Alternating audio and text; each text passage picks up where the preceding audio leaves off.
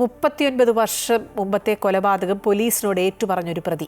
54-കാരനായ മുഹമ്മദ് അലിയാണ് കോഴിക്കോട് കൂടരഞ്ഞിയിലെ മരണം കൊലപാതകമായിരുന്നുവെന്ന് മലപ്പുറം വേങ്ങര പോലീസ് സ്റ്റേഷനിൽ കീഴടങ്ങി ഏറ്റുപറഞ്ഞത്. 39 വർഷമായി തന്നെ വേട്ടയാടിയ മരണം മലപ്പുറം വേങ്ങര പോലീസ് സ്റ്റേഷനിലെത്തി താൻ ചെയ്തതാണെന്ന് പറഞ്ഞപ്പോൾ മുഹമ്മദ് അലിക്കൊരു പക്ഷേ ആശ്വാസം കിട്ടിക്കാണും.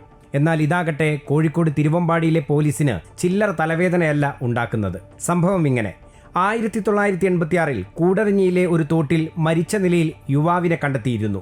അത് 14-ാം വയസ്സിൽ താൻ നടത്തിയ കൊലപാതകമാണെന്ന് മുഹമ്മദ് അലി പറയുന്നത് ഇപ്പോൾ 54-ാം വയസ്സിൽ. ആ സംഭവം നാട്ടുകാർക്കും ഓർമ്മയുണ്ട്.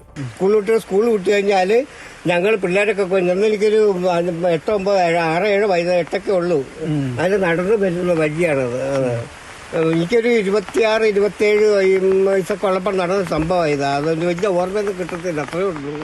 1986 നവംബറിൽ കൂടരഞ്ഞിയിലെ ദേവസ്യ നാളുടെ പറമ്പിൽ കൂലിപ്പണിക്ക് നിൽക്കുമ്പോഴാണ് സംഭവം. 14 വയസ്സ് മാത്രം പ്രായമുള്ള തന്നെ ഉപദ്രവിക്കാൻ ശ്രമിച്ചയാളെ അടുത്തുള്ള തോട്ടിലേക്ക് മുഹമ്മദ് അലി ചവിട്ടി വീഴ്ത്തി. സ്ഥലത്ത് നിന്നോടിപ്പോയാൽ 2 ദിവസം കഴിഞ്ഞാണ് തോട്ടിൽ വീണ ആൾ മരിച്ചതറിയുന്നത്. അപസ്മാരമുണ്ടായിരുന്ന ആളുടേത് സ്വാഭാവിക മരണമാണെന്ന് നാട്ടുകാരും പോലീസും കരുതി. മരിച്ചയാളെ തിരിച്ചറിയാൻ ബന്ധുക്കളാരും എത്തിയുമില്ല. തുടർന്ന് അജ്ഞാത മൃതദേഹമായി കണക്കാക്കി സംസ്കാര നടപടികളും പോലീസ് പൂർത്തിയാക്കി.